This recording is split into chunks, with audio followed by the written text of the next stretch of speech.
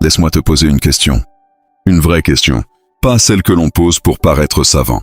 Une question que tu te poses peut-être la nuit, quand tu n'arrives pas à dormir, quand tu regardes ta vie et que tu te demandes « Pourquoi est-ce que ça ne marche pas?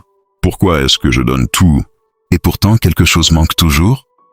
Et si tout ce que tu cherches, la paix, la stabilité, la confiance, la force, se trouvait déjà dans un livre que tu possèdes peut-être depuis des années, mais que tu n'as peut-être jamais vraiment lu comme s'il te parlait à toi, directement, aujourd'hui, à ce moment précis de ta vie?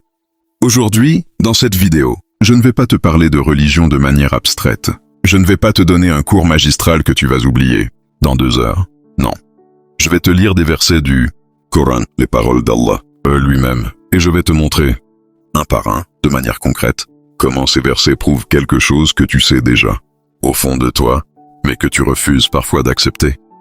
Que tu dépendes d'Allah entièrement, totalement, sur chaque aspect de ta vie, et que cette dépendance n'est pas une faiblesse. Dans cette vidéo, tu vas découvrir pourquoi Allah dit dans le Coran que même ton souffle prochain dépend de sa permission. Comment les versets sur la tawakkul, la confiance en Allah, peuvent changer ta vie en 24 heures. Le secret que cachent les épreuves selon le Coran. Et pourquoi la dépendance à Allah est en réalité la plus grande des libertés. Des versets que tu n'as probablement jamais entendus sous cet angle et qui vont te bouleverser. Reste avec moi jusqu'à la fin. Je te garantis que tu ne regarderas plus ta vie de la même façon. Bismillah. Assalamu alaikum wa rahmatullahi wa barakatuh, mes frères et mes sœurs. Bienvenue ou re-bienvenue sur la Maison du Savoir Islamique, votre espace de connaissance, de réflexion et de connexion profonde avec l'islam authentique. Cette chaîne a été créée avec une seule conviction, qu'Allah nous a laissé un livre qui répond à absolument tout, toutes les questions que tu te poses sur la vie, sur la mort, sur la réussite, sur l'épreuve, sur les relations, sur l'argent, sur la santé, tout y est. Et notre mission ici, à la Maison du Savoir Islamique, c'est de te montrer ce trésor sous des angles que peut-être personne ne t'a encore présenté. Aujourd'hui, nous vivons dans un monde qui t'a vendu un mensonge particulièrement dangereux. Ce mensonge, il se présente sous les traits du développement personnel, de la pensée positive, du tu es le créateur de ta réalité. On te dit, crois en toi, tout dépend de toi, tu peux tout si tu le veux vraiment. Et il y a une partie de vérité là-dedans. L'islam nous enseigne l'effort, l'ambition, la responsabilité. Mais ce mensonge va trop loin. Il prétend que tu te suffis à toi-même, qu'avec assez de volonté, assez de travail, assez de mindset, tu peux tout contrôler. Et puis un jour, la réalité te rattrape. Le diagnostic médical tombe. Le projet s'effondre. La personne que tu aimais part. Et là, tu réalises avec une violence terrible que tu ne contrôles rien. Absolument rien. Cette expérience-là, cet effondrement des certitudes humaines, est peut-être la plus douloureuse que l'être humain puisse vivre. Mais sais-tu ce qu'Allah dit à ce sujet dans son livre? Il dit quelque chose de magnifique. Il dit que cette découverte, le fait que tu dépends de lui, c'est précisément la porte vers ta libération. Avant de rentrer dans les versets, clarifions un point essentiel. Quand nous disons « dépendre d'Allah », nous ne parlons pas d'une dépendance passive, d'une résignation fataliste, d'un « j'abandonne tout et j'attends qu'Allah fasse à ma place ». Non. La dépendance à Allah dans le Coran, c'est une dépendance active, consciente, vivante. C'est savoir que tu fais tout ce que tu peux, tu travailles, tu planifies, tu persévères, et en même temps, tu sais que le résultat ne t'appartient pas. Il appartient à celui qui tient les clés des cieux et de la terre. Les grands savants de l'islam, comme Ibn al-Qayyim al-Jawziyya rahimahullah, ont expliqué que l'être humain est caractérisé par 2 traits fondamentaux. Premièrement, il est fakir, pauvre, indigent, totalement dépendant d'Allah. Et deuxièmement, il est porteur d'un amana, d'une responsabilité. Ces 2 réalités ne se contredisent pas. Elles se complètent. Comprendre cela va changer ta façon de prier, changer ta façon de travailler, changer ta façon d'aimer, changer ta façon de souffrir. Alors commençons. Sourate Fatir 35, verset 15. Ô homme, c'est vous qui avez besoin d'Allah, tandis qu'Allah, lui, se suffit à lui-même et est digne de toute louange. Commençons par quelque chose de fondamental. Qui parle dans ce verset? Allah, le créateur des cieux et de la terre, celui qui existait avant que le temps n'existe. Et à qui s'adresse-t-il? À vous, ya Yohannas, ô hommes, pas aux croyants, pas aux arabes, pas aux musulmans, ô hommes, chaque être humain sans exception. Et que dit-il? Il fait une déclaration qui devrait nous arrêter net.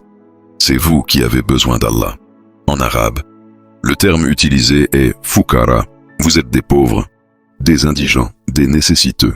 Ce n'est pas une humiliation. C'est un fait ontologique. La réalité de ce que vous êtes. Le mot de fukara en arabe vient de la racine fakara.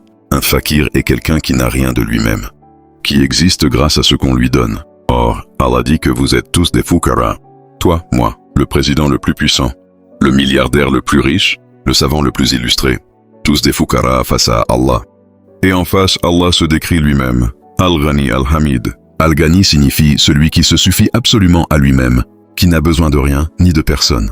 Al-Hamid signifie celui qui est digne de toute louange. Ces deux attributs ensemble nous disent de quelque chose de capital. Allah n'a pas besoin de toi pour exister. Mais toi, tu as besoin de lui pour tout, pour exister. Pour respirer, pour penser, pour aimer. Pensons à ce que représente ta dépendance à Allah dans les 24 heures d'une journée ordinaire. Tu te réveillas le matin, qui t'a rendu ton âme que tu lui avais confiée pendant le sommeil. Le prophète nous a appris à dire en se réveillant: Alhamdulillahi allati ahyana ba'dama amatana. Louange à Allah, qui nous a redonné la vie après nous avoir fait mourir. Chaque réveil est un don, pas une évidence. Tu respires environ 23 000 fois par jour. Qui contracte tes poumons? Qui maintient le niveau d'oxygène dans l'atmosphère à exactement 21%?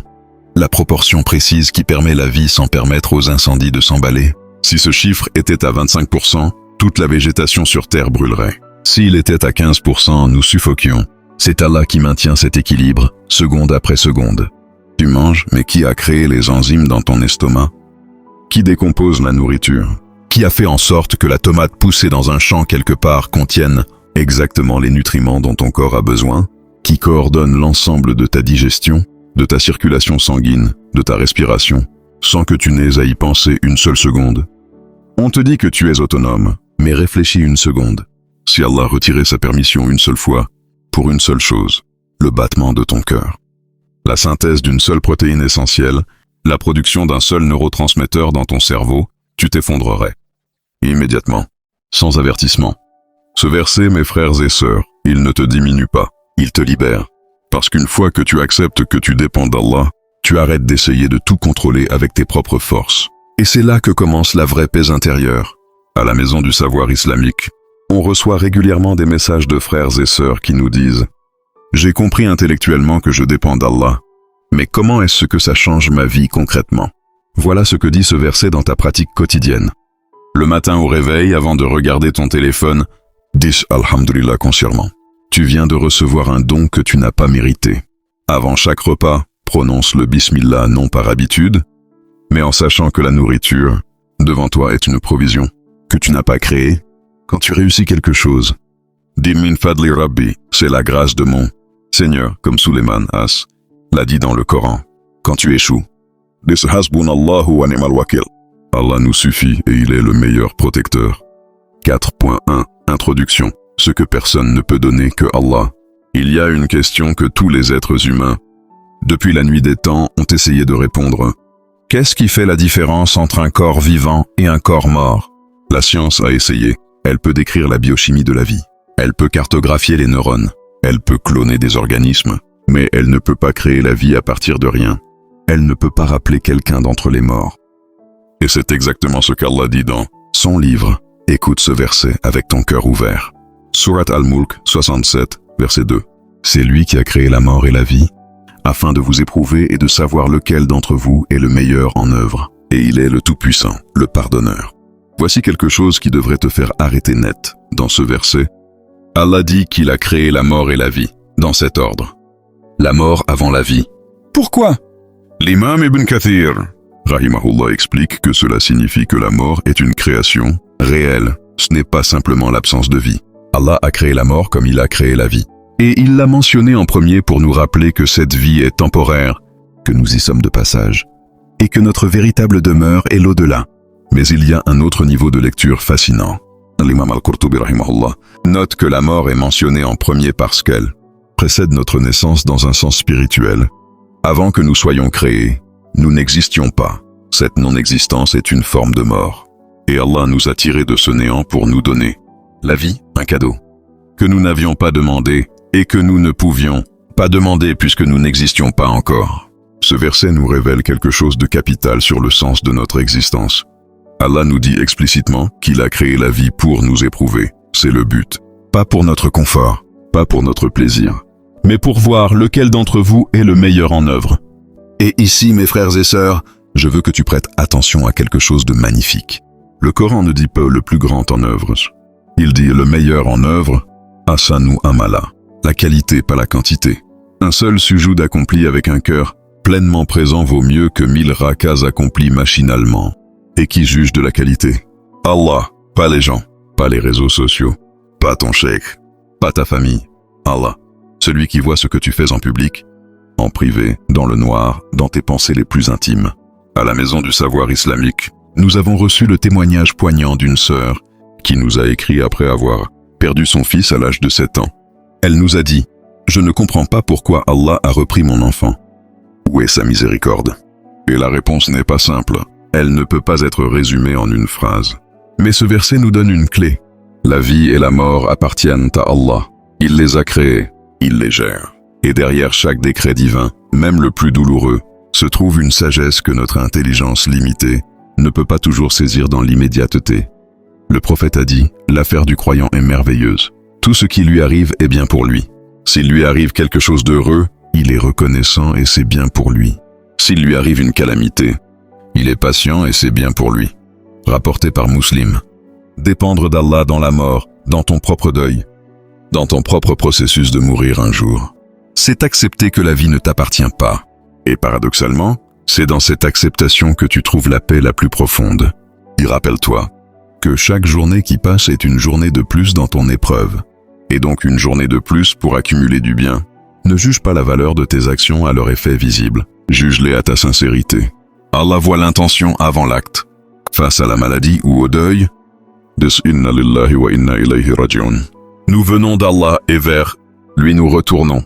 Ce n'est pas une formule, c'est une déclaration de souveraineté divine. De chaque soir, fais le bilan de tes actes, la muhasaba. Non par culpabilité, mais par désir d'amélioration devant Allah. S'il y a un domaine où les êtres humains ressentent le plus leur dépendance et en même temps leur angoisse, c'est la question de la provision, le risque, l'argent, la nourriture, le travail, les ressources. Dans nos sociétés modernes, l'angoisse financière est endémique. Les gens travaillent 60-70 heures par semaine, parfois au prix de leur santé, de leur famille, de leur salaire, par peur de manquer. Et pendant ce temps, des gens qui travaillent moins réussissent davantage. Et des gens qui travaillent énormément restent dans la difficulté. Pourquoi? Parce que le risque, la provision, ne dépend pas uniquement de l'effort humain. Le Coran est extrêmement clair là-dessus. Sourate Hud 11, verset 6.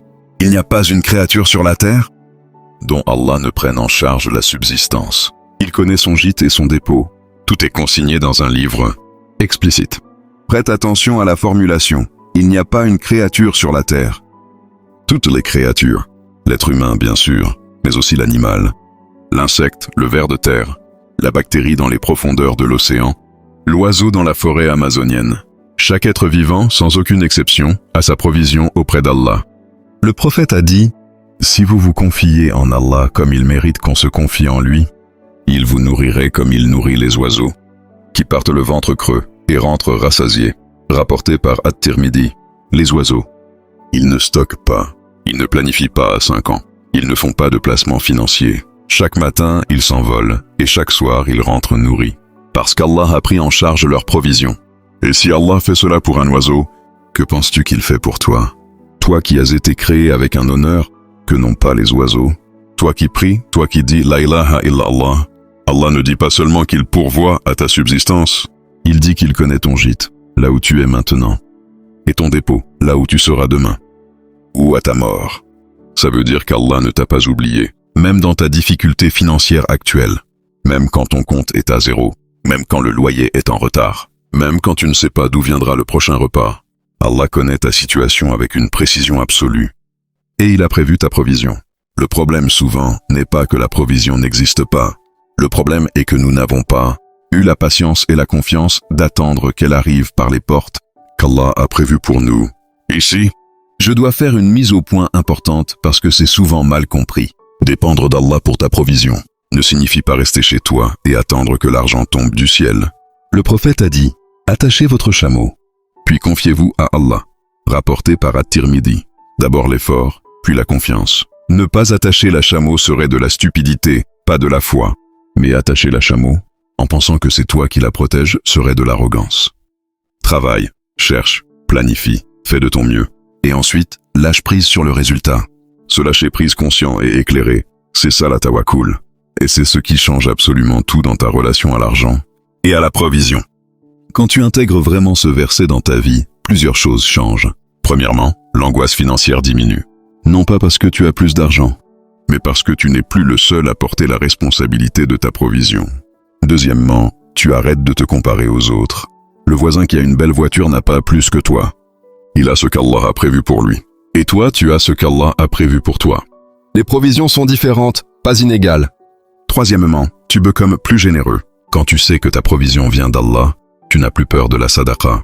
Ibn al-Qayyim rahimahullah a dit que la sadaqa est une des meilleures manières d'ouvrir les portes de la provision, car Allah dit dans le Coran, « Et tout ce que vous dépensez, il le remplace. Et il est le meilleur des pourvoyeurs. » Sourate Saba 39. Pratique. Quand tu regardes ton salaire, dis « Hadihi min rizq Allah » ceci est de la provision d'Allah. Pratique. Avant de t'endormir le soir, remercie Allah pour la provision de la journée, le repas, le toit, les vêtements. Se pratique. Donne de la sadaqa régulièrement, même petite. Ce n'est pas une perte. C'est un investissement auprès du seul qui ne fait jamais faillite. Le sujet le plus intime, la guidance du cœur. Nous avons parlé de ta vie, de ta mort, de ta provision. Maintenant, je veux aborder le sujet peut-être le plus intime de tous, ta guidance, ta foi, la lumière dans ton cœur. Il y a des frères et sœurs parmi vous qui regardent cette vidéo et qui souffrent d'une manière très particulière. La foi. Peut-être que tu traverses une période de doute. Peut-être que tu te sens éloigné d'Allah. Peut-être que tu fais tes prières, mais ton cœur est vide. Peut-être que tu envies les gens qui semblent avoir une foi forte et naturelle. Et tu te demandes pourquoi toi tu dois te battre pour ça. Ce verset est pour toi. Sourate Al-Qasas 28, verset 56. Tu ne guides pas, certes, qui tu aimes, mais c'est Allah qui guide qui il veut. Et il connaît mieux ceux qui se laissent guider. Pour comprendre la profondeur de ce verset, il faut connaître son contexte. Le prophète Mohammed aimait profondément son oncle, Abu Talib. C'est Abu Talib qui l'avait protégé, soutenu, défendu face aux Quraysh pendant des années. Et à l'heure de la mort d'Abu Talib, le prophète se tenait à son chevet, implorant « Mon oncle, dis-le !» Juste ces mots. « La ilaha illallah, je les utiliserai comme argument pour toi devant Allah. » Mais les chefs Quraysh étaient là et Abu Talib mourut sans prononcer la shahada. Et le prophète était brisé. Alors Allah révéla ce verset. Tu ne guides pas qui tu aimes, pas même le prophète. Ne peut guider quelqu'un contre la volonté d'Allah.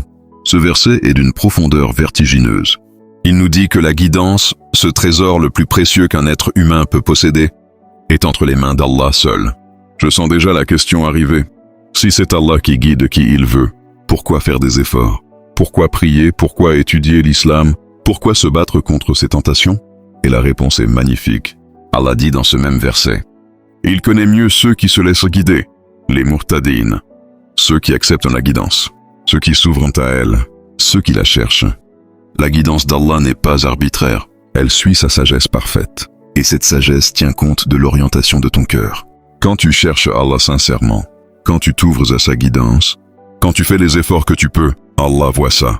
Et sa guidance suit. Ibn al-Qayyim rahimahullah a expliqué que la guidance se divise en deux. La hidayat al-irshad, la guidance par la transmission du message. Et la hidayat al-tawfiq, la guidance par la réussite concrète. La première, c'est notre devoir de la partager. La deuxième appartient exclusivement à Allah. Nous pouvons planter la graine. Seul Allah peut faire pousser l'arbre. Si tu te sens loin d'Allah en ce moment, voici ce que ce verset te dit. Tu as besoin d'Allah pour te guider. Et cette dépendance, au lieu d'être un obstacle, est ta plus grande force.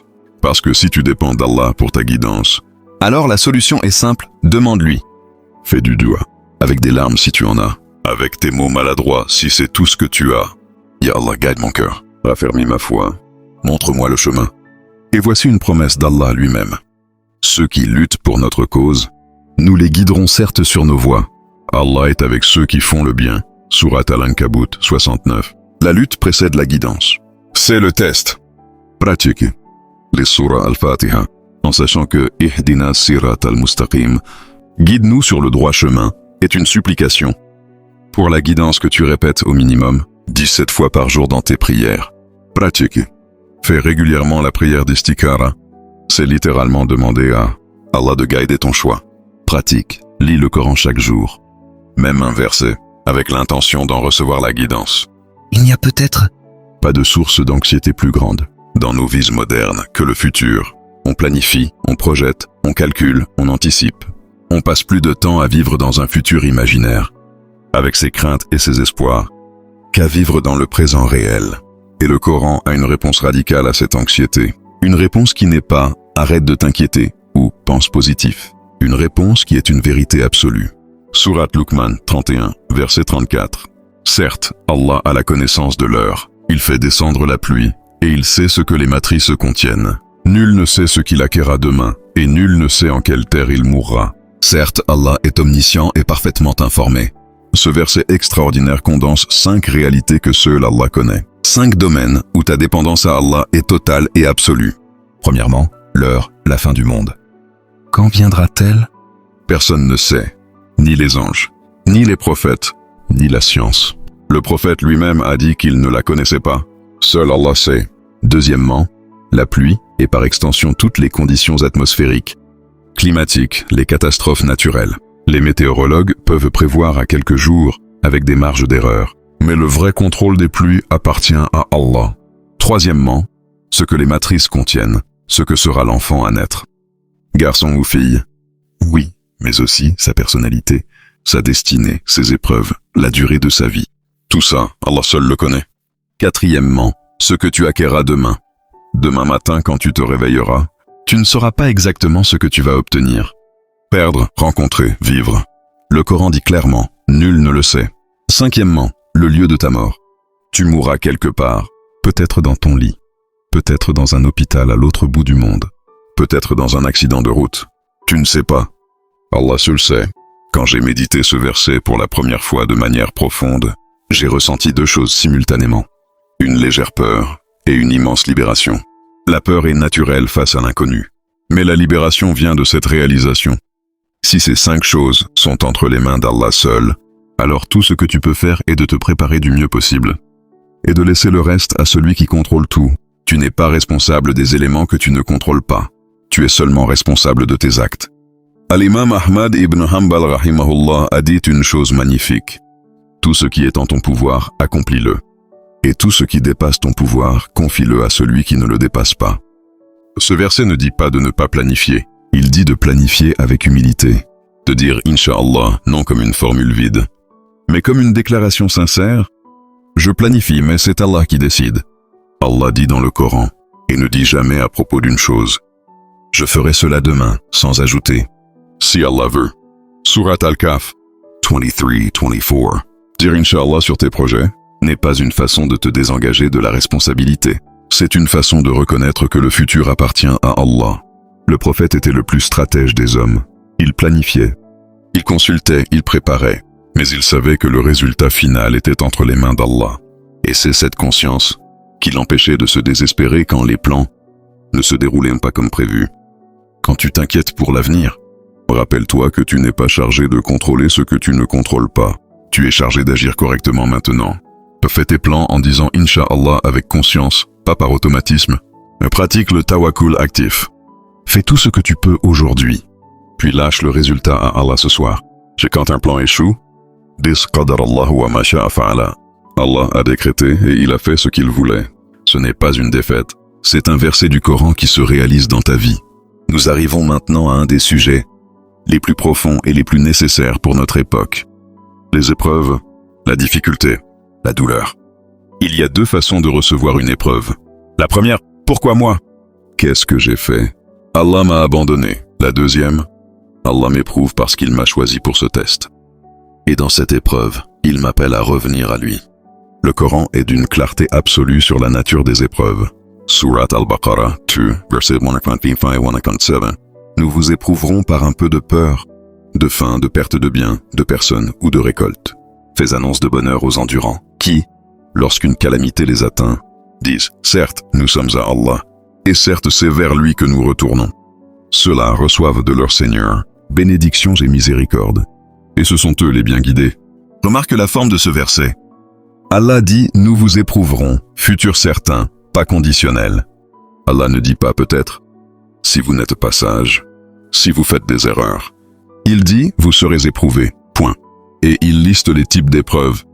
La peur, la faim, la perte de biens, la perte de personnes, la mort de proches, la perte de récolte, perte de ce sur quoi on compte pour l'avenir. Qui parmi vous n'a pas vécu au moins une de ces épreuves? Ce verset te dit donc que si tu traverses une épreuve en ce moment, ce n'est pas anormal. Ce n'est pas le signe qu'Allah est en colère contre toi. C'est le signe que tu es vivant et que tu passes le test de l'existence. Alors qu'est-ce qui distingue ceux qui reçoivent la bonne annonce? Bushra d'Allah. Le Coran les décrit précisément. Ce sont les sabirènes, les endurants. Mais attention, as-sabr en islam n'est pas la résignation passive.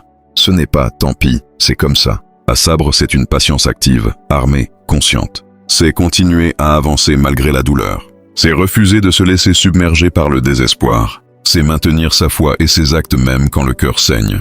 Et ces sabirènes, que font-ils quand la calamité frappe?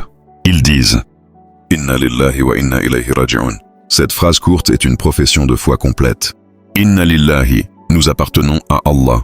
Tout ce que nous avons, nos biens, nos proches, notre santé, notre vie, ne nous appartient pas vraiment. Ça appartient à Allah qui nous l'a prêté. « Wa inna ilayhi raji'un » et vers lui nous retournons. Tout finit par revenir à Allah. Allah conclut ce passage en annonçant 3 dons pour les sabirines. Les salawats, des bénédictions et prières de la part d'Allah, Dieu lui-même te bénit. Comprends la grandeur de ça. Le Créateur de l'univers adresse ses bénédictions à toi dans ton épreuve. La rahma, la miséricorde divine. Non seulement la bénédiction, mais aussi la miséricorde qui enveloppe et protège. Donc le statut de muhtadin, les bien guidés, l'épreuve bien traversée t'élève dans la guidance. Elle ne t'éloigne pas d'Allah, elle te rapproche de lui. Dans l'histoire de l'islam, les êtres qui ont le plus souffert sont aussi ceux qui avaient la foi la plus haute. Le prophète Ayyub Job dans la Bible, a souffert pendant 18 ans d'une maladie qui lui avait tout pris. Et qu'a-t-il dit? Vraiment, l'adversité m'a touché. Et tu es le plus miséricordieux des miséricordieux. Surat Al-Anbiya, 43. Il n'a pas dit « Pourquoi moi ?» Il a dit « Tu es Ar-Rahman ». Il a fait appel à l'attribut divin de la miséricorde. Et Allah lui a répondu, lui a rendu sa santé, lui a rendu le double de ce qu'il avait perdu. Le prophète Muhammad a été le plus éprouvé des hommes. Orphelin enfant, persécuté pendant des décennies, ses enfants morts avant lui, ses compagnons massacrés, trahis par des hypocrites. Et pourtant, quelle force, quelle lumière, parce que chaque épreuve l'avait rapproché davantage d'Allah. Nous arrivons à la fin de notre voyage à travers ces versets. Et je veux terminer avec quelque chose que j'espère restera gravé dans ta mémoire longtemps. Après que tu auras fermé cette vidéo. Tout au long de cette vidéo, nous avons parlé de dépendance. Et ce mot, dans notre monde moderne, est associé à quelque chose de négatif. Être dépendant, c'est être faible. Être dépendant, c'est perdre sa liberté. Mais le Coran nous enseigne le paradoxe inverse. La dépendance à Allah est la source de la plus grande liberté que l'être humain puisse connaître. Quand tu dépends d'Allah pour ta provision, tu n'as plus besoin de te rabaisser devant ton patron. Quand tu sais que ta guidance vient d'Allah, tu n'es plus tributaire du regard des autres sur ta pratique. Quand tu sais que ton futur est entre les mains d'Allah, les menaces humaines perdent leur emprise sur toi. Surat Az-Zumar 39, verset 36. Allah ne suffit-il pas à son serviteur? Et pourtant il t'intimide avec ceux qu'il adorent en dehors de lui. Celui qu'Allah égare n'a point de guide. Allah ne suffit-il pas à son serviteur? Tantana laysa Allahu bikafin abdahu. Cette question rhétorique est une des plus belles déclarations du Coran. Allah suffit, entièrement, complètement. Le terme arabe « abd » signifie à la fois serviteur et esclave. Et dans l'islam, être l'abd d'Allah est le plus haut titre qu'un être humain puisse porter. Allah décrit son prophète dans les moments les plus solennels comme « son serviteur », la nuit du Miraj, dans le premier verset de la sourate Al-Isra. Gloire à celui qui a fait voyager de nuit son serviteur. Être l'abd d'Allah, c'est le sommet de la liberté humaine, parce qu'on ne peut être l'esclave que d'une seule chose à la fois. Si tu es l'esclave d'Allah, tu es libre de tout le reste. Libre de l'argent qui t'obsède, libre de la peur qui te paralyse, libre du regard des autres qui te gouvernent, libre de tes propres désirs qui te tyrannisent. Résumons les formes de dépendance à Allah que nous avons explorées aujourd'hui. Ta dépendance dans l'existence même, tu es un fakir. Et cette pauvreté face à Allah est ton honneur, pas ta honte. Ta dépendance dans la vie et la mort. Ton souffle prochain dépend de sa permission. Alors remplis chaque souffle de gratitude. Ta dépendance dans la provision. Ton risque est garanti par celui qui nourrit jusqu'au ver de terre. Alors travaille avec paix. Ta dépendance dans la guidance, c'est Allah qui illumine le cœur. Alors demande-lui cette lumière sincèrement. À ta dépendance dans le futur, les 5 clés du Ghaib appartiennent à lui. Alors planifie avec humilité et lâche le reste. Ta dépendance dans l'épreuve. Chaque calamité est une invitation à retourner à lui. Pas un signe d'abandon. Et ta dépendance dans tout. Hasbunallahu wa ni'mal wakil, Allah nous suffit. Dans tout, en tout, pour tout. Surat Ash-Shura, 42, verset 10. Quelle que soit la chose en laquelle vous divergez, c'est Allah qui en est le juge. Tel est Allah mon Seigneur. En lui je place ma confiance et c'est vers lui que je me tourne en repentir. En lui je place ma confiance. Alayhi tawakkaltu. C'est la déclaration que tu peux faire toi aussi. Aujourd'hui, maintenant, après cette vidéo. Pas parce que tu as résolu tous tes problèmes. Pas parce que tu es parfait. Mais parce que tu as choisi de te confier à celui qui est parfait. Mes frères, mes sœurs, avant de vous quitter, je veux être honnête avec vous. J'ai commencé cette vidéo en vous posant une question. Peut-être que vous êtes arrivé ici avec un poids d'inquiétude, de doute, de fatigue, de douleur. Peut-être que vous traversez quelque chose de difficile en ce moment et que vous cherchez une réponse, une encre, quelque chose à quoi vous raccrocher. Et je vous ai montré aujourd'hui, à travers les paroles d'Allah lui-même, que cette encre existe. Elle n'est pas dans votre compte en banque. Elle n'est pas dans le regard de vos proches. Elle n'est pas dans votre réussite professionnelle. Elle est dans le fait d'accepter pleinement, avec ton cœur et non seulement ta tête, que tu dépends d'Allah. Cette acceptation n'est pas une défaite. C'est la plus grande victoire qu'un être humain puisse remporter sur lui-même. Terminons ensemble par une supplication. Allahumma innana nas'aluka al-hudda, wat-tuqa, wal-afafa, wal-ghina. Oh Allah, nous te demandons la guidance, la piété, la chasteté et la richesse intérieure. Allahumma tawaffana muslimin wal-hiqna bis-salihin. Oh Allah, fais que nous mourions en soumission à toi, et fais-nous rejoindre les gens de bien. Amin, Allahumma amin. Mes frères et sœurs, si cette vidéo vous a touché, si elle vous a apporté quelque chose d'utile, et j'en fais le vœu sincère, alors je vous invite à rejoindre notre famille ici sur la Maison du Savoir Islamique. Abonnez-vous à cette chaîne si ce n'est pas encore fait. Activez la cloche pour ne manquer aucune vidéo. Partagez ce contenu avec quelqu'un qui en a besoin. Peut-être un frère, une sœur, un ami qui traverse une période difficile. C'est une sadaka jaria pour vous. Notre mission sur cette chaîne est simple mais profonde. Vous ramener au Coran, non pas comme un texte du passé, mais comme un guide vivant pour votre vie aujourd'hui. Chaque vidéo que nous publions est pensée pour répondre à une vraie question que vous vous posez. Dans la prochaine vidéo, nous aborderons un sujet qui fait écho à tout ce que nous avons vu aujourd'hui. Comment les noms d'Allah, ces 99 attributs, changent concrètement la façon dont tu vis. Ne la manquez pas. Barakallahu fikum. Wassalamu alaikum wa rahmatullahi wa barakatuh.